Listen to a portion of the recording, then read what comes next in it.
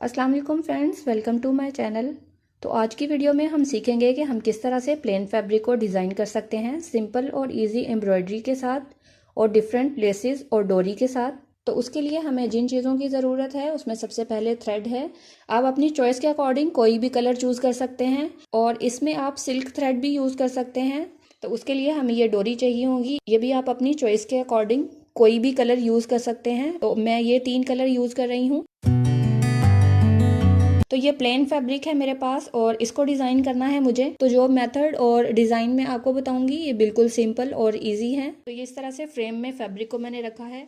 जिस कलर में भी हमें डोरी अटैच करनी है वो डोरी को हम इस तरह से रखेंगे और इसको भी हमने फ्रेम के साथ इस तरह से फिक्स कर लेना है अपने फैब्रिक के साथ।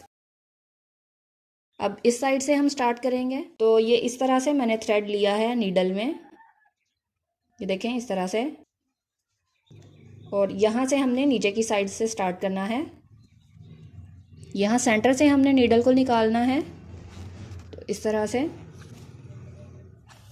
अब इस तरह से थ्रेड को रखेंगे और जहाँ पे हमारी ये डोरी ख़त्म हो रही है वहाँ से हमने नीडल को नीचे की साइड पे लेके जाना है इस तरह से।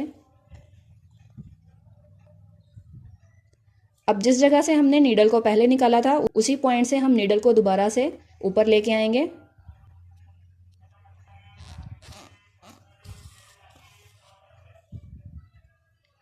और इस साइड से हमने थोड़े से फासले पे नीडल को नीचे लेके जाना है।